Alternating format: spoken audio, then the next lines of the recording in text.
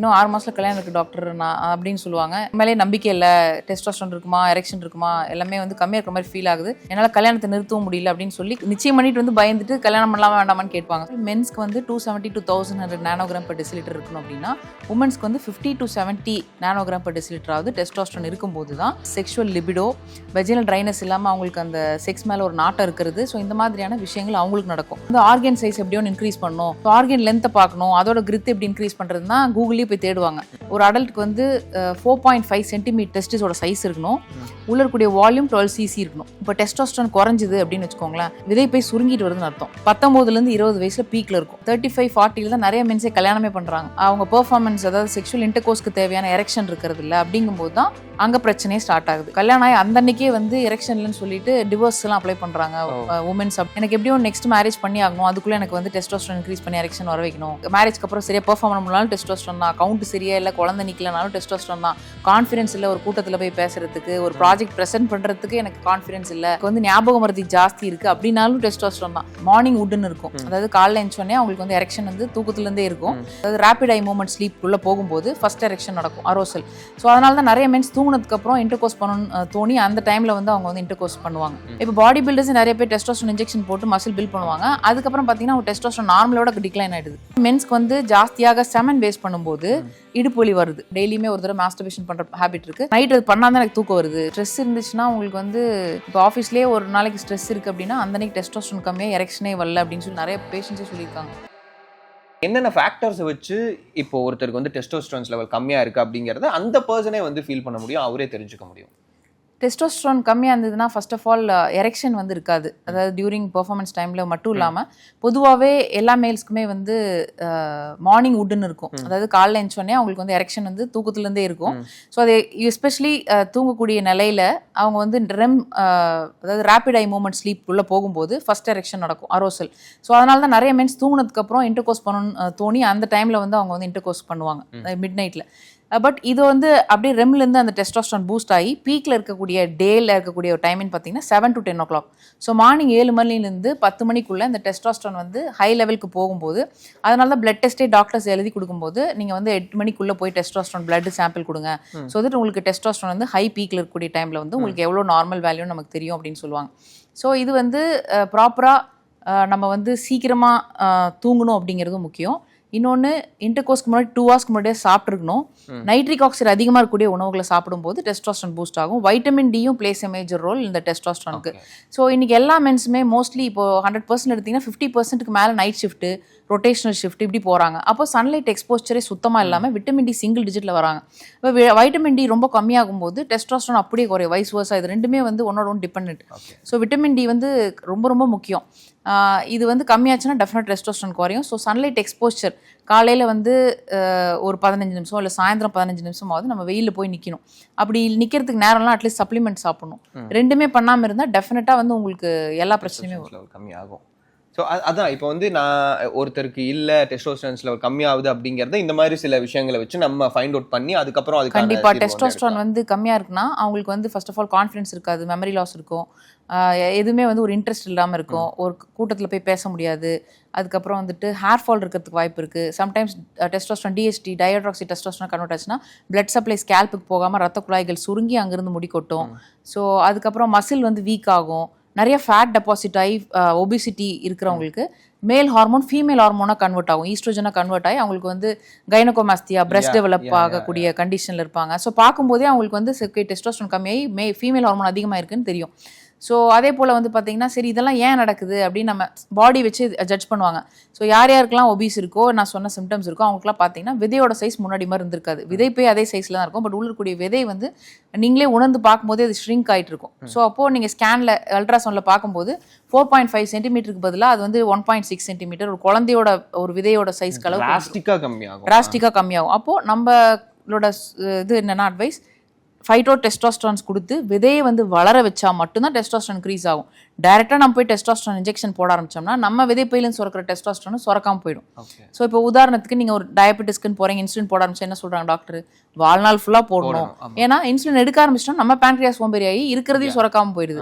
இப்போ body builders நிறைய பேர் டெஸ்டோஸ்டெரான் இன்ஜெக்ஷன் போட்டு மசில் பில்ட் பண்ணுவாங்க. அதுக்கப்புறம் பார்த்தீங்கன்னா டெஸ்டோஸ்டெரான் நார்மலோட டிக்ளைன் ஆகிடுது. திருப்பி அவங்களுக்கு இன்க்ரீஸ் பண்ணுறதுக்கே லேட் ஆகுது.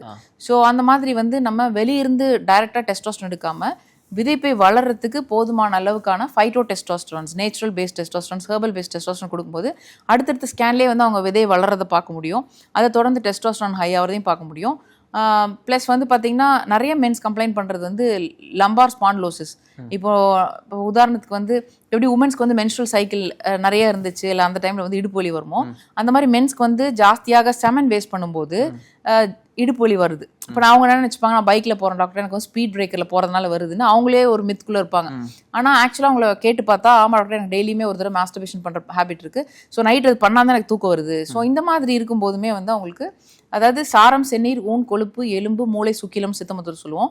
ஸோ சுக்கிலம் ஆகிய விந்தை வந்து வேஸ்ட் பண்ண ஆரம்பிக்கும் போது அடுத்த சத்து வந்து இதை ப்ரொடியூஸ் பண்ணுறதுக்கு போன் மேரோலேருந்து இழுத்துக்கும் சத்தை, அப்புறம் போன்லேருந்து இழுக்கும். அப்போ ஃபர்ஸ்ட் அட்டாக் ஆகிறது லோவர் பேக் தான். ஸோ லம்பார் பெயின் இருந்தது அப்படின்னாவே இட்ஸ் சிம்டம். நீங்கள் வந்து எய்தர் உங்களோட எனர்ஜியை வந்து அவுட் பண்ணுறதை கொஞ்சம் குறைச்சிட்டு டெஸ்டோஸ்டரான் ஹையாக இருக்கக்கூடிய ஃபுட்ஸை சாப்பிடும்போது உங்களுக்கு ஆட்டோமேட்டிக்காக அதுலேருந்து வெளியே வரலாம். இப்போ நீங்க மித்துன்னு சொன்னே எனக்கு இன்னொன்று ஞாபகம் வருது. இது நிறைய பசங்க வந்து பேசி வந்து கேள்விப்பட்டிருக்கேன். சில ஃபுட் எடுத்துக்கும் போது, ஃபார் எக்ஸாம்பிள் சோயாலாம் எடுக்கும்போது என்ன ஆகும்னா, சோயாலாம் எடுத்துக்கிட்டா வந்து டெஸ்டோஸ்டரான் லெவல் கம்மியாகி ஈஸ்ட்ரோஜன் அதிகமாகும் அப்படிங்கிற மாதிரி நிறைய பேர் பேசுறது வந்து பார்க்க முடியுது. எனக்கு அது வந்து மித்தா இருக்குமோ அப்படின்னு தான் தோணுது. பட் அது உங்ககிட்ட கேட்கும்போது மித்தெல்லாம் கிடையாது, இட்ஸ் ரியல் ஃபேக்ட் தான். அதாவது ஈஸ்ட்ரோஜெனிக் ஃபுட்ஸ்ன்னு இருக்கு. இப்போ ஈஸ்ட்ரோஜெனிக் ஃபுட்ஸ்னா சோயா ப்ராடக்ட்ஸ், மீல் மேக்கர், இது எல்லாமே ஃபீமேல் ஹார்மோன் மேலுக்கு இன்க்ரீஸ் ஆகும்போது ஆட்டோமேட்டிக்காக டெஸ்டோஸ்டரான் கம்மியாகும். ஓகே. அதே மாதிரி புதினா எடுத்தா டெஸ்டோஸ்டரான் கம்மியாகும், கொத்தமல்லி சாப்பிட்டா டெஸ்டோஸ்டரான் அதிகமாகும். அப்போ மென்ஸ் வந்து புதினாக்கு பதிலாக கொத்தமல்லி தான் எடுக்கணும். இப்போ ஒரு ஹோட்டலில் போயிட்டு டைஜஸ்ட் ஆகணும் கூட நீங்கள் லைமன் கூலர் குடிக்கிறதுக்கு பதிலாக கொத்தமல்லி சம்மந்தமானது குடிக்கிறது பெட்டரு. ஸோ இந்த மாதிரி அதுக்கு அடுத்து வந்து பார்த்தீங்கன்னா வெத்தலை வந்து டெஸ்டோஸ்டரான் இன்க்ரீஸ் பண்ணும். ஸோ தாம்பூலம் தரிக்கும் விதினே சித்த மருத்துவத்தில் இருக்குது. அதில் வந்து வெத்தலை போட்டு நம்ம சாப்பிடும்போது காம பெருக்கியாக இருக்கனால தான் நைட்டு வந்து வெத்தலை நம்ம வந்து போடும்போது உங்களுக்கு அதுவே வந்து காமத்தை இன்க்ரீஸ் பண்ணும், அதாவது ரத்த ஓட்டத்தை ஆர்கானிக் இன்க்ரீஸ் பண்ணும். ஸோ பிளட் சப்ளை எப்போ கம்மியாகுதோ அப்போ தான் வந்து பார்த்தீங்கன்னா இந்த பிரச்சனைகள் வருது. இப்போது நிறைய பேருக்கு வந்து எரெக்ஷன் இல்லைன்னு சொல்லிட்டு ஒரு சில சாட்டின் ட்ரக்ஸ் இருக்கிறாங்க. அதெல்லாமே வந்து பார்த்தீங்கன்னா ஹார்ட் பம்பிங்காக கண்டுபிடிச்ச மெடிசன் வந்து இதுக்கு ஒர்க் ஆகிறதுனால. ஸோ ஹார்ட் பம்பை வந்து ஏற்படுத்தக்கூடிய ஹார்ட் ஸ்ட்ரென்தனிங்கான மருதம்பட்டை சாப்பிட்டா கூட சம்டைம்ஸ் எரெக்ஷன் ஆகிறதுக்கான வாய்ப்புகள் இருக்குது. இப்போ நீங்கள் வயகரா போட்டு எரெக்ஷன் வர வைக்கிறதுக்கு பதிலாக மருதம்பட்டை heart strengthening, heart muscle strengthening, அப்போ ஆட்டோமேட்டிக்காக வந்து பினல் மசில் ஸ்ட்ரென்தனிங்கும் அது ஹெல்ப்ஃபுல்லாக இருக்கும். அப்போ அந்த மாதிரியான பேஸில் அவங்க டிகாக்ஷன் எடுத்துக்கலாம். அதே போல் டெஸ்டோஸ்டரான் இன்க்ரீஸ் பண்ணுறதுக்கு தி பெஸ்ட் மெடிசன் பார்த்தீங்கன்னா நீர்மூலி. ஸோ நீர்மூலி கஷாயமாகவே சித்த மருத்துவத்தில் இருக்குது. அதை வந்து காலைல கொதிக்க வச்சு வடிச்சு குடிக்கும்போது அவங்களுக்கு டெஸ்டோஸ்டரான் பூஸ்ட் ஆகிறது அடுத்தடுத்ததில் பார்க்கலாம். ப்ளஸ் யூரினரி இன்ஃபெக்ஷனோ இல்லை யூரின் போகிறதுல ஏதாவது ஃப்ளோவில், இப்போ நிறைய பேர் சொல்லுவாங்க குழந்தையில வந்து எனக்கு யூரின் போகும்போது நல்லா தள்ளி போச்சு, இப்போ வந்து பக்கத்துலேயே ட்ராப்பாக போதுமாங்க. ஸோ அந்த அபான வாயுலாம் கூட இதில் நார்மலைஸ் ஆகும் நீர்மூலி கஷாயத்தில். அது இல்லாமல் அமுக்ரா சூர்ணம் எல்லாருக்கும் தெரிஞ்சது. ஸோ இது வந்து அஸ்வகந்தா அப்படின்னு சொல்கிறது. இது வந்து ஜென்ரலாக வெயிட் போடணும்னு நினைக்கிறவங்க பாலில் கலந்து குடிக்கலாம், வெயிட் குறைக்கணும்னு நினைக்கிறவங்க தேனில் கலந்து சாப்பிடலாம். ஸோ இது வந்து மென்ஸோட டெஸ்டோஸ்டரான் இன்க்ரீஸ் பண்ணும். ஸோ இது இல்லாமல் பூனைக்காளி வந்து நர்வ் ஸ்ட்ரென்தன் பண்ணும். இப்போது அந்த ஹெர்ப்மே வந்து மில்க் இல்லது தேனில் கலந்து குடிக்கலாம். ஸோ இந்த மாதிரி நிறைய விதமான விஷயங்கள் வந்து இருக்குது. இன்ஃபேக்ட் மென்ஸ் வந்து பார்த்திங்கன்னா சோயா ப்ராடக்ட்ஸை தாண்டி அவங்க வந்துட்டு எள்ளுல ஈஸ்ட்ரோஜன் இருக்கு, அப்புறம் அதிமதுரம் சம்பந்தமான வந்து அதான் மோஸ்ட் ஆஃப் த விமன் வந்து அவங்களோட மென்ஸ்ட்ரல் சைக்கிளை கரெக்டா ப்ராப்பரா ஃபாலோ பண்றது. ஏன்னா அது இயற்கையாவே ஃபீமேல் ஹார்மோன் இருக்கு ஈஸ்ட்ரோஜன். அப்போ மேல் வந்து அதை கம்மியா சாப்பிடலாம், அவாய்ட் பண்ணணும் அவசியம் இல்லை. மேலுக்கும் ஈஸ்ட்ரோஜன் கொஞ்சமா தேவை அவங்களோட எலும்போட பசப்பு மெயின்டைன் பண்றதுக்கு. நம்ம டே டு டே லைஃப்ல சாப்பிடக்கூடிய எந்தெந்த ஃபுட்ஸ்லாம் நம்ம டெஸ்டோஸ்டரான் லெவலை வந்து அதிகப்படுத்துறதுக்கான விஷயம் இருக்கு. இப்போ டெஸ்டோஸ்டரான் இன்க்ரீஸ் பண்ணணும்னா நம்ம நார்மலாக பூண்டு, சின்ன வெங்காயம் இதுலேயே வந்து டெஸ்டோஸ்டரான், அதனால நெய்யில் வதக்கி சாப்பிடலாம். முருங்கைக்காய், முருங்கைக்கீரை, முருங்கைப்பூ, முருங்கைப்பிசன், இந்த மாதிரி முருங்கை சம்மந்தமாக எல்லாமே வந்து டெஸ்டோஸ்டரான் இன்க்ரீஸ் ஆகும். அவகேடோஸு, சாரப்பருப்பு, பம்கின் சீட்ஸு, ஆல்மண்ட்ஸு, பிஸ்தா, அத்திப்பழம், பேரிச்சம்பழம், அதாவது நம்ம ரத்தத்துக்கு என்னென்னலாம் ஸ்ட்ரென்த் கொடுக்குதோ அது எல்லாமே ஃபைனல் எண்ட் ப்ராடக்டாக செமனாக ஃபார்ம் ஆகுது.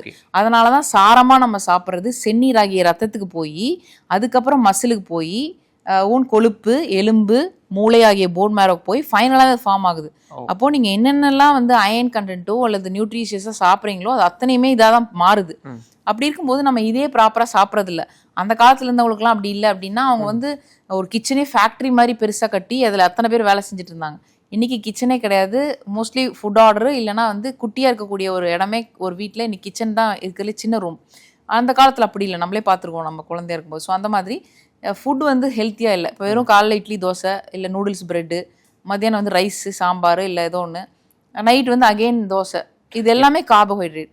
நம்ம லைஃப் ஸ்டைல்ல என்னென்ன விஷயங்கள் மாறுனது நம்ம டெஸ்டோஸ்டெரான் லெவலை கம்மி பண்றதுக்கு ஒரு முக்கியமான ரீசனா? ஸ்லீப் வந்து குட் குவாலிட்டியாக இருக்கணும். இப்போ நம்ம என்னதான் நாள் ஃபுல்லாக சாப்பிட்டாலும் அது வந்து தூக்கத்தில் தான் வந்து பார்த்தீங்கன்னா டெஸ்டோஸ்டரான் ப்ரொடியூஸ் ஆகுது, ஸ்பெர்ம் ப்ரொடியூஸ் ஆகுது, செல்ஸ் எல்லாம் ரிப்பேர் ஆகுது, எல்லாமே நடக்குது. பட் தூங்குறது இன்னைக்கு யார் 8 to 10 மணி நேரம் தூங்குறது கிடையாது. ஆக்சுவலாக ஒரு நாளையில நம்ம 3 பிரிச்சோம்னா 3ல் 1 பங்கான கணக்கில் நம்ம தூங்கணும். அதான் 8 hours.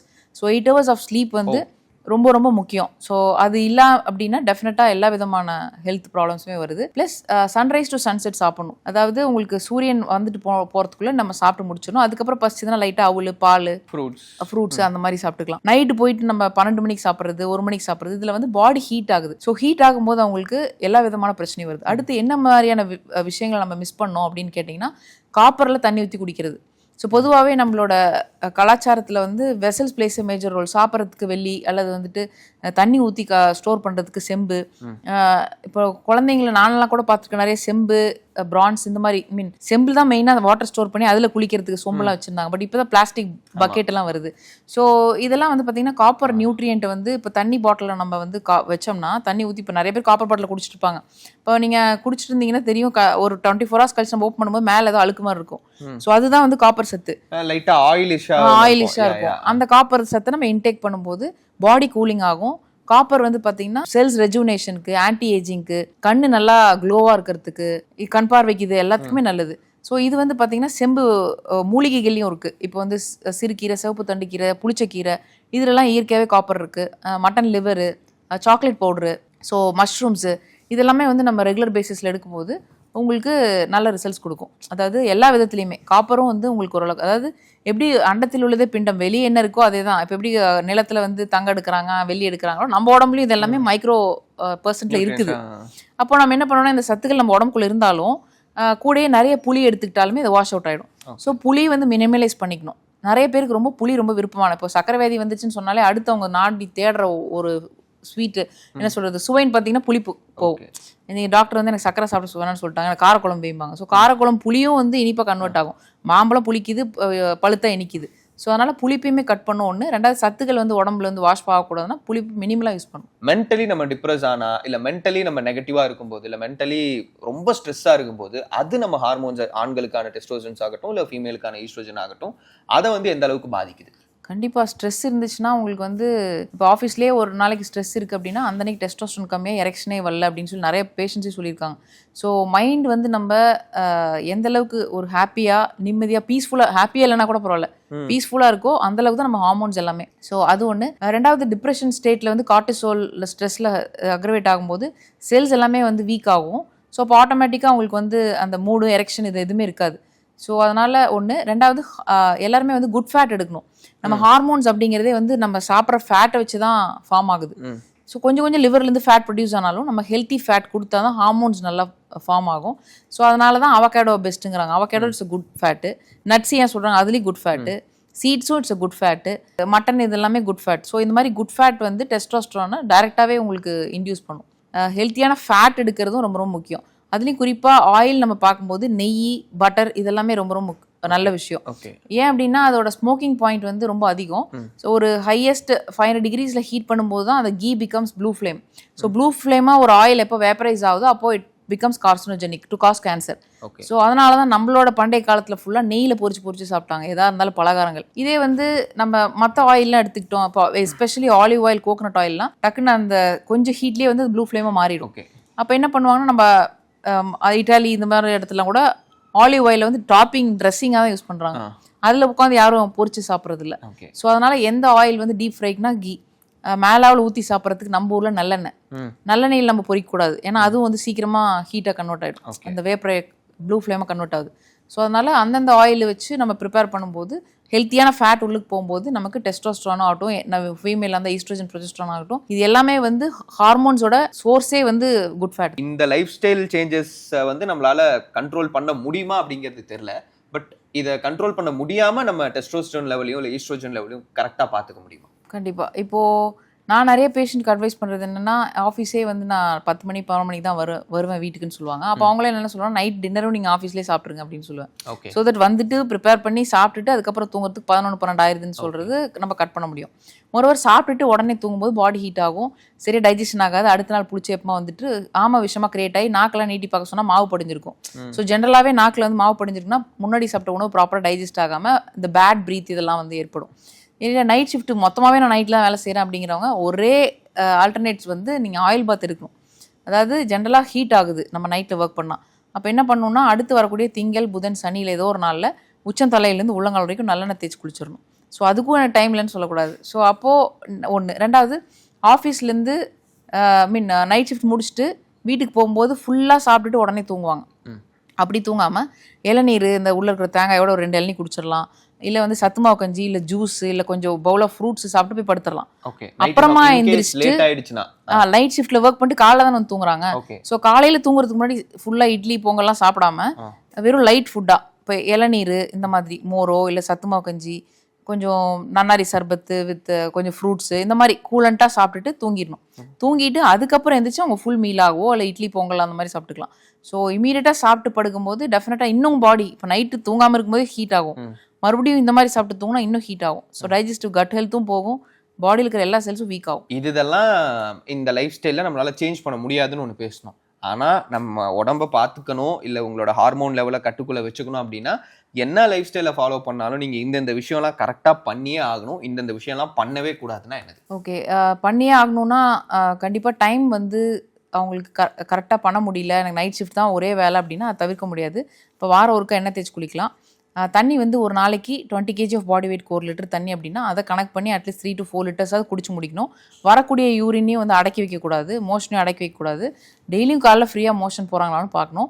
ஸோ பொதுவாகவே நம்ம உடம்புல இருக்கிற கழிவுகளே நோய் அப்படிங்கிறதுனால நம்ம உடம்புல இருக்கிற கழிவு எதுலேருந்து வருது, யூரின், மோஷனு, வேர்வை.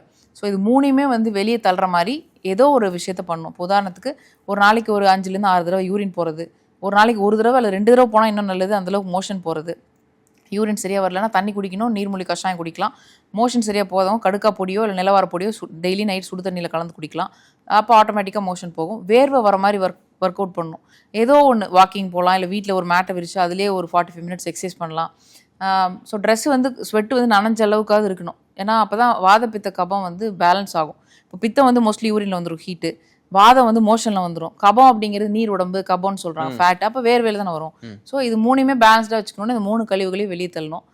ப்ளஸ் வந்து எவ்வளோ ஸ்ட்ரெஸ் ஆனாலும் நமக்கு இருக்கக்கூடிய நிலை மாற போகிறதில்ல. அமைதியான ஒரு விஷயத்துக்கு, இப்போ உதாரணத்துக்கு திடீர்னு ஒரு ஸ்ட்ரெஸ் ஆகுது, கோவம் வருது அப்படின்னா கூட அந்த டைமில் நம்ம டக்குன்னு மூச்சை யோசிக்க ஆரம்பிக்கணும். ஸோ அப்போ வந்து ஜென்ரலாக சொல்கிறது டீப் இன்ஹேல் பண்ணுங்கள், டீப் எக்ஸேல் பண்ணுவாங்க. பட் அந்த டைமில் நம்ம உள்ளே என்ன நடக்குதுன்னு பார்க்கணும். மூச்சு எங்கே போய் எப்படி வருது அப்படின்னு நம்ம கான்சன்ட்ரேட் பண்ண ஆரம்பித்தோம்னா வெளியில் இருக்கிற ஸ்ட்ரெஸ் ஃபேக்டர் வந்து கொஞ்சம் கம்மி பண்ணலாம். ப்ளஸ் பிராணாயாமம் பண்ணலாம். பிராணாயாமம் வந்து ஜென்ரலாக இன்ஹேல் பண்ணி 1 கவுண்ட்டு, உள்ளுக்கு தக்க வைக்கிறது 4 கவுண்ட்டு, வெளியே தள்ளுறது 2 counts. ஸோ 1:4:2 ரேஷியோவில். ஆமாம். ஸோ அந்த ரேஷியோவில் அவங்க வந்து ஃபாலோ பண்ணலாம். ஸோ இதெல்லாமே வந்து பார்த்திங்கன்னா உங்களுக்கு ஸ்ட்ரெஸ்ஸை வந்து ஹேண்டில் பண்ணுறதுக்கு ரொம்ப ஈஸியாகும். ப்ளஸ் இந்த சின்முத்ராவில் வச்சுட்டு மெடிடேட் பண்ணுறது, இந்த புருவ மத்தி நினச்சிட்டு இப்படி கண்ண மூடி உட்காந்தோம்னாவே உங்களுக்கு எதுக்காக புருவ மத்தி நினைக்க சொல்லலாம், அங்கே தான் மாஸ்டர் கிளாண்ட் இருக்குது. ஸோ பிட்யூட்ரி, பீனியல் கிளாண்ட், இந்த மாதிரியான கிளாண்ட் என்ன சொல்லுதோ அதுதான் மற்ற கிளாண்டெல்லாம் கேட்கும். அதனால் இங்கே ஆக்சிஜனை நம்ம செலுத்துறது தான் இங்கே வந்து மூச்சு வந்து உள்ளிழுக்க சொல்கிறாங்க. நம்ம எங்கே நினச்சிட்டு அங்கே மூச்சு இழுக்கிறோமோ அங்கே ஆக்சிஜன் அதிகமாக போகும். நீங்கள் உட்காந்து யோசிச்சு பார்த்தீங்கன்னா கூட நம்ம ஏதோ ஒரு இடத்த நினச்சிட்டு நீங்கள் இன்ஹேல் பண்ணிங்கன்னா கரெக்டாக நம்மளோட மூச்சு கரெக்டாக அங்கே போகும். ஸோ அதனால் ஹீலிங் ப்ராசஸ் வந்து ஜாஸ்தியாக இருக்கும். கல்யாணத்துக்கு ரெடி ஆகிற ஆண்களாகட்டும் இல்லை பெண்களாகட்டும், அவங்க ஃபிசிக்கலாகவும் சரி அவங்களோட ஹார்மோன் லெவலை இன்க்ரீஸ் பண்ணிக்கிறதுக்கு என்னென்ன மாதிரியான லைஃப் ஸ்டைலை, என்னென்ன மாதிரியான ஃபுட் ஹேபிட்ஸை வந்து அவங்க வந்து ஃபாலோ பண்ணணும்னு நினைக்கிறீங்க? மென்ஸ் பொறுத்த வரைக்கும் ஜென்ரலாக நீங்கள் சொன்ன மாதிரி தான். நிறைய பேர் கிளினிக்லேயே வரும்போது எனக்கு இன்னும் 6 மாதத்தில் கல்யாணம் இருக்குது டாக்டர் நான் அப்படின்னு சொல்லுவாங்க. இல்லை நெக்ஸ்ட் மந்த் கல்யாணம் இருக்குன்னு ரொம்ப ரேராக 1 மாதத்தில் வருவாங்க. ஒரு சிலர் வந்து கல்யாணம் நிச்சயம்லாம் பண்ணிடுவாங்க. அதுக்கப்புறம் நான் கல்யாணமே வேண்டான்னு சொன்னால் எனக்கு வந்து மேலே நம்பிக்கை இல்லை, டெஸ்டோஸ்டெரான் இருக்குமா, எரெக்ஷன் இருக்குமா, எல்லாமே வந்து கம்மியாக இருக்கிற மாதிரி ஃபீல் ஆகுது, என்னால் கல்யாணத்தை நிறுத்தவும் முடியல அப்படின்னு சொல்லி கல்யாணத்துக்கு நிச்சயம் பண்ணிட்டு வந்து பயந்துட்டு கல்யாணம் பண்ணலாமா வேண்டாமான்னு இருப்பாங்க. ஸோ அந்த மாதிரி நிறைய பேர் இருக்காங்க. ஸோ அப்போது இவங்களாம் வந்து என்ன பண்ணலான்னா, அட்லீஸ்ட் மேரேஜ்க்கு இப்போ நீங்கள் வீட்டில் பொண்ணு பார்க்க சொன்னால் பயப்படணும் அவசியம் இல்லை. பொண்ணு பாருங்கள், ஏன்னா இப்போ இந்த பொண்ணு விட்டு போச்சுன்னா அடுத்து நல்ல பொண்ணு கிடைக்காது அப்படின்லாம் கூட ஒரு சிலர் கேட்பாங்க. ஸோ அந்த மாதிரி இருந்துச்சுன்னா நல்ல பொண்ணாக ஃபிக்ஸ் பண்ணிவிடுங்க. என்கேஜ்மெண்ட் பண்ணிருங்க, அதுக்கப்புறம் ஒரு 6 மாதம் டைம் கழிச்சு மேரேஜ் வைங்க. அந்த 6 மாசத்துல நம்ம ஓரளவுக்கு ரிவர்ஸ் பண்ணி பாடி ரெடி பண்ணிடலாம் அப்படின்னு தான் நான் சொல்லுவேன். ஸோ அப்போ ஏதோ ஆல்கஹால் இருக்கா அதை குறைக்கணும், ஸ்மோக்கிங் இருக்கா அதை குவிட் பண்ண ட்ரை பண்ணணும், இல்லை ஏற்கனவே டேமேஜ் ஆன பிளட்டை வந்து பியூரிஃபை பண்ணுறதுக்கு இப்போ லிக்கர் எடுக்கிறாங்களா லிவரெல்லாம் ஸ்ட்ரென்தன் பண்ணுறதுக்கு, ஸ்மோக்கிங் பண்ணுறாங்களா நுரையில் வந்து ரெஜுனேட் பண்ணுறதுக்கு நெல்லிக்காய் ஜூஸ், இதுக்கு லிவரை ரெடி பண்ணுறதுக்கு கரிசாலா கீழே நெல்லி எடுங்க, அந்த மாதிரி சொல்லுவோம். அதே போல் வீக்லி ஒன்ஸ் உடம்பு ஃபுல் நல்லா தேய்ச்சி குளிங்க. பொதுவாக அந்த காலத்தில் வந்து நிச்சயம் பண்ணிட்டாங்கன்னா என்ன பண்ணுவாங்க, எல்லாருமே வந்து ட்ராவல் பண்ண மாட்டாங்க, நான்வெஜ் கூட கட் பண்ணிடுவாங்க, வெஜிடேரியனாக சாப்பிடுவாங்க, ஏன்னா பாடி ஹீட் ஆகக்கூடாது, அவ்வளோதான் சிம்பிள். அப்புறம் ஒரு ரிலேட்டிவ் வீட்லேருந்து வந்து நலங்க வைக்கிறேன்னு சொல்லுவாங்க, என்ன வைப்பாங்க, தலையில் நல்லெண்ணெய் வைப்பாங்க, சந்தனம் தருவாங்க, உடம்பு வந்து ஹீட்டை குறைக்கிறாங்க, கூல் பண்ணுறாங்க. ஸோ மென்ஸ்க்கு வந்து ஹீட் ஆச்சுன்னா எரெக்ஷன் இருக்காது. அப்போ பாடி வந்து கூலிங்காக வைக்கணும். ஹீட் ஆச்சுன்னா செமன் வந்து வாட்டரி ஆகிடும், செமன் வந்து ஈஸியாக வெளியே எஜாக்குலேட் ஆகிடும். ஒரு சிலருக்கு வந்து பார்த்தீங்கன்னா ப்ரீமெச்சர் எஜாக்குலேஷனாலே நிறைய பேருக்கு திருப்பி அந்த எரெக்ஷன் கிடைக்கவே ½ hour டிலே ஆகுதுன்னு சொல்கிறாங்க. ஸோ இது எல்லாமே வந்து பாடி ஹீட் தான். அதனால் அதை குறைக்கிறதுக்கான விஷயங்கள் அத்தனையும் பண்ணலாம். ப்ளஸ் ஃபுட்டுன்னு நம்ம பார்க்கும்போது மாப்பிள்ளை சம்பா அரிசி, பேரே மாப்பிள்ளை ஆகிறதுக்கு ரெடி ஆகிறதுக்கு மாப்பிள்ளை சம்பா. அதுக்கப்புறம் வந்து கல்யாண பூசணி, இதுவுமே வந்து ஜிங்க், பூசணி விதை எங்கிருந்து எடுக்கிறாங்க, அதுல தான் எடுக்கிறாங்க. ஸோ கல்யாண பூசணியில ஜிங்க் இருக்குது, அப்போ அதை சாப்பிடுங்க. கல்யாண முருங்கை, பேரே கல்யாணத்துக்கு ரெடி ஆகிற மாதிரி நம்ம எல்லாமே கலாச்சாரத்தில் வச்சிருக்காங்க. ஸோ இந்த மாதிரியான விஷயங்கள் ப்ளஸ் சாரப்பருப்பு, பாதாம், பிஸ்தா, அத்திப்பழம், பேரிச்சம்பழம், இந்த மாதிரி எல்லாமே வந்து ஹெல்த்தியாக எடுத்துக்கலாம். நான்வெஜ் எடுக்கிறவங்க வந்துட்டு மட்டன், இல்லை வந்துட்டு ஃபிஷ்ஷு, ஆயிஸ்டர் செல் ஃபிஷ் கிடைச்சா செலினியம் அதிகமாக இருக்குது, பிரேசில் நட்ஸ் எடுக்கலாம், பசும் பாலில் வந்து தேன் கலந்து குடிக்கலாம், செவ்வாழைப்பழம், நேந்திரம் பழம் சாப்பிடலாம். இந்த மாதிரி ஹெல்த்தியான ஒரு ரொட்டீனை நீங்கள் அமைச்சிட்டு விட்டமின் டிக்காக கொஞ்சம் ஸ்போர்ட்ஸ் ஆக்டிவிட்டிலையோ இல்லை காலையில் போயிட்டு கொஞ்ச நேரம் வாக் பண்ணுற, வெயிலில் போய் நடக்கிறது, ஸோ இந்த மாதிரி எல்லாம் நம்ம பண்ணும்போது ஆட்டோமேட்டிக்காகவே அவங்களுக்கு இன்க்ரீஸ் ஆகிடும். என்னென்ன உணவுகள்லாம் எடுத்துக்கும் போது டெஸ்டோஸ்டெரான்ஸ் லெவல் ரொம்ப கம்மியாகுது, லைஃப் ஸ்டைலில் என்னென்ன மாற்றங்கள் வரும்போது டெஸ்டோஸ்டெரான்ஸ் லெவல் கம்மியாகுது? இப்போ டெஸ்டோஸ்டரான் அப்படிங்கிறது பொதுவாக மேல் ஹார்மோன், ஆண்ட்ரோஜெனிக் ஹார்மோன். ஸோ இந்த டெஸ்டோஸ்டரான் வந்து இப்போ மென்ஸ்க்கும் பார்த்தீங்கன்னா மேல் ஹார்மோன், ஃபீமேல் ஹார்மோன் இருக்கும், ஃபீமேலுக்கும் male hormone, female hormone, but அது ரேஷியோ தான் மாறும். இப்போ ஃபார் எக்ஸாம்பிள் மென்ஸ்க்கு வந்து 270 to 1100 நானோகிராம் per deciliter இருக்கணும் அப்படின்னா, உமன்ஸ்க்கு வந்து 50 to 70 நானோகிராம் per deciliter ஆகுது டெஸ்டோஸ்டரான் இருக்கும்போது தான் அவங்களோட phone density, muscle strength, plus sexual libido, vaginal dryness இல்லாமல் அவங்களுக்கு அந்த செக்ஸ் மேலே ஒரு நாட்டம் இருக்கிறது. ஸோ இந்த மாதிரியான விஷயங்கள் அவங்களுக்கு நடக்கும். ஒரு பெண்ணுக்கு வந்து சுத்தமாக டெஸ்டோஸ்டரானே இல்லைன்னா கான்ஃபிடன்ஸ் கூட இருக்காது, ஞாபக மறதி கூட ப்ராப்ளம் வரதுக்கான வாய்ப்புகள் இருக்குது, இன்ட்ரெஸ்ட் இல்லாத ஒரு நிலை. ஸோ அப்போது இந்த டெஸ்டோஸ்டரான் அப்படிங்கிறது மோர் தேன் டெஸ்டிஸ்லேருந்து செக்ரீட் ஆகிறத தாண்டி நமக்கு வந்து அட்ரினல் கிளாண்ட்லேருந்தும் கொஞ்சம் சுரக்குது அப்படிங்கிறது தான். அதனால தான் பெண்களுக்கு வந்து ஓவரிலேருந்து கொஞ்சம், அட்ரினல் கிளாண்ட்லேருந்து கொஞ்சம் சுரந்து அவங்களுக்கு அந்தந்த லெவல்ஸ் மெயின்டைன் ஆகுது.